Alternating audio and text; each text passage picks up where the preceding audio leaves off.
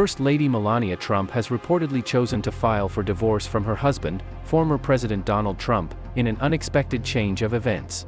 Unnamed insiders close to the couple claim that Melania has been finding it difficult to deal with her husband's claimed habit of wearing diapers and his constant body odor, which has put an irreversible strain on their marriage. Please click the subscribe button and enable notifications before I continue so that you may begin receiving our daily breaking news. I am grateful. Melania, who is renowned for her excellent style and taste, looks like she's had enough. The sources say that after tolerating what she believes to be an overpowering stench coming from Donald Trump's body for years, the stench has become stronger. Melania finds it more difficult as time goes on to stay close to her husband for long periods of time. Friends of the First Lady have revealed that Melania has looked into a number of measures to address the problem, including seeing doctors to determine the root cause of Donald Trump's lingering body odor. Sadly, all efforts to resolve the issue were met with failure, leaving Melania with no option but to make the painful decision to dissolve their union. Melania's decision was mostly influenced by the reported body odor problem. Additionally, reports indicate that Melania became more and more discouraged by rumors that her husband preferred to use adult diapers. For years, there have been persistent rumors, courtesy of different tabloids and unidentified sources, suggesting that Trump is dependent on diapers because of his alleged fear of germs and the ease they offer. According to people close to the couple, Baron Trump traveled extensively. The 15-year-old youngster's marriage has had a significant impact on his parents. Approaching divorce. Baron, who has mostly avoided the spotlight during his father's reign, is reportedly finding it difficult to process the circumstances.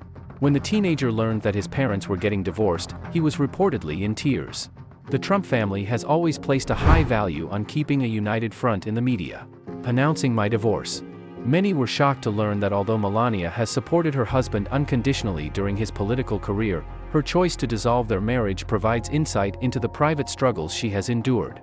Melania is getting ready to start a new chapter in her life, and the country is waiting impatiently for an official declaration from both sides. Following their split, the public has shown sympathy for the family, recognizing the consequences of body odor problems. Moreover, allegations of diaper wearing might affect any kind of relationship. This revelation may take many by surprise, but it serves as a reminder that individuals in positions of authority also handle personal issues privately. The public can only support Melania and Donald Trump's son, Baron, and pray for a calm conclusion to this trying chapter in their lives as the narrative develops. In this difficult period, on December 28, 2023, a historic day, former President Donald Trump thanked everyone after the Michigan Supreme Court rejected efforts to keep him off the state's next presidential and primary ballots in 2024. Trump even went so far as to invoke the insurrection clause of the 14th Amendment in opposition to what he perceived to be a desperate move by the Democrats. Leak Extra. On December 29, this news was reported by a trustworthy source. A report from the conservative brief claims that Trump embraced his truth. Trump took to social media to praise the Michigan Supreme Court's denial, singling out Colorado as the only state that succumbed to what he deemed an incompetent attempt to rig the election. However, he did not hesitate to denounce the ruling of the Colorado Supreme Court, which was widely regarded as a chaotic disaster and ridiculed globally. Trump stressed the importance of the Michigan Supreme Court's decision, noting that it was based on earlier failed attempts in states that had a Democratic majority. Reiterating his catchphrase, "Make America Great Again," he emphasized the need to confront what he sees as a downturn under President Joe Biden and the extremist left. The stakes in these bitter disputes have increased because of the ongoing legal battles between states and the impending appeals to the U.S. Supreme Court, particularly in light of the 2024 primary elections that are quickly approaching. The dismissal of the Michigan lawsuit before it even went to trial and the absence of specific vote count statistics have further complicated the already intricate situation. It is important to note that the Michigan courts gave greater attention to procedural issues. Justice Elizabeth Welch of the Michigan Supreme Court emphasized Michigan's unique position by highlighting the absence of a comparable provision in Michigan election law to the one under scrutiny in Colorado, instead of delving into the insurrection question stemming from the events of January 6, 2021. Anyone who participated in insurrection is barred from holding public office by the 14th Amendment, which was created following the Civil War. Presidential candidates are rarely subject to its application. How do you feel about this topic? Kindly share your thoughts, and let's have a discussion in the comments. Trump's court cases go far beyond Michigan and will have a big impact on the next round of primaries. Colorado and other states that refuse to exclude him further complicate the already complex legal system with their contradictory decisions. Legal experts have expressed disapproval of the Colorado verdict, predicting that the U.S. Supreme Court may overturn it. In the middle of it all, Trump becomes embroiled in a massive $250 million civil fraud trial that is taking place right in the middle of Manhattan. An astute legal expert named Michael Conway whispers to Judge Arthur and Gordon about the delicate dance of the trial, implying that any perceived prejudice in the courtroom could have dire consequences. Outside the courtroom, Trump continues to strongly criticize the continuing legal processes in his press conferences. The Attorney General is currently facing enormous political and legal obstacles, as these meetings are being conducted as a dark witch hunt by an insane Attorney General. The House has a long to-do list of spending bills that it has to pass and little time to finish it when it returns to Washington early next month. The accelerated schedule is Speaker Mike Johnson's most recent leadership challenge. Louisianan Republican. In his attempt to reach a compromise with Senate Democrats and satisfy his party's extreme right wing, on December 14, the House recessed for the holidays without advancing any of the unfinished appropriations bills that must be passed before they expire early in the following year. Instead, they postponed the funding measure until January 2024. Several conservatives were dissatisfied with Johnson's adjournment decision since there had been little progress on funding measures.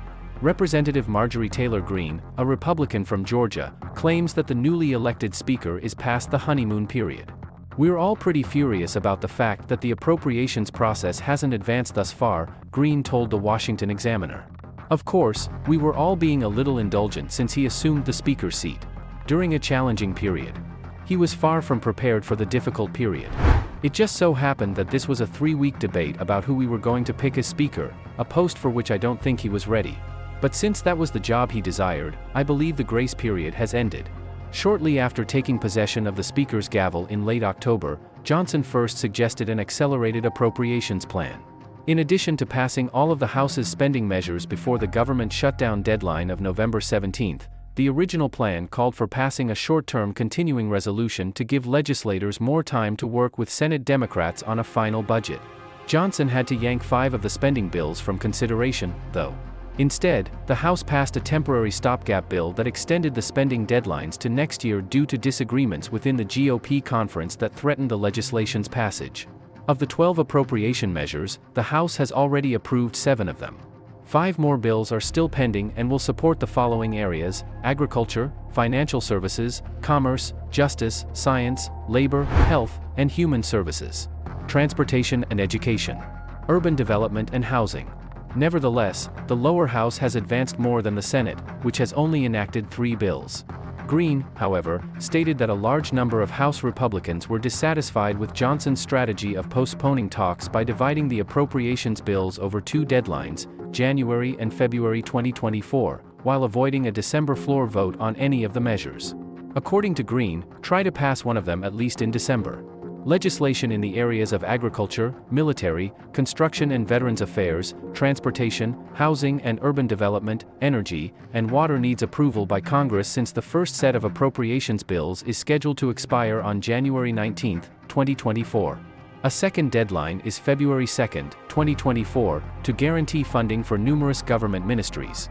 The remaining appropriations bills for the Departments of Commerce, Justice, and Science, Defense, Homeland Security, Financial Services and General Government, Labor, Health and Human Services and Education, the legislative branch, and state and foreign operations must be passed by Congress. Johnson's handling of the National Defense Authorization Act also disappointed Greene.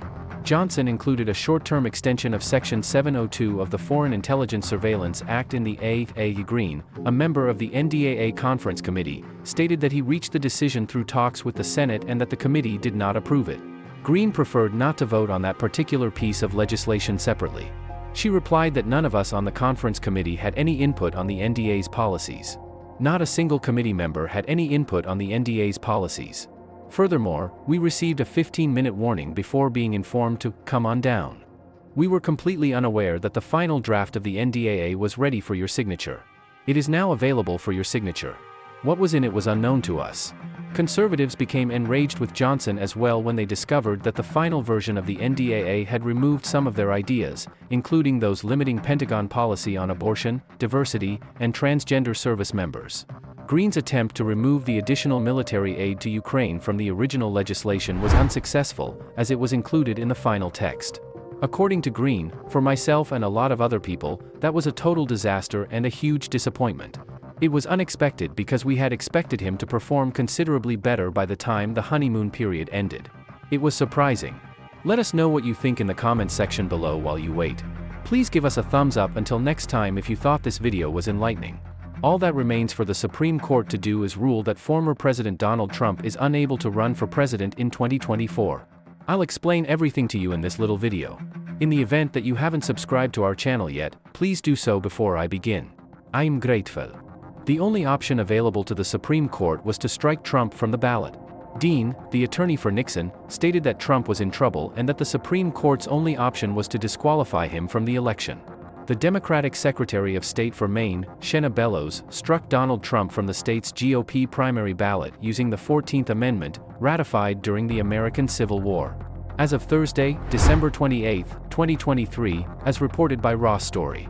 A recent Colorado Supreme Court ruling has echoed the concerns raised by the action, spurring legal debates.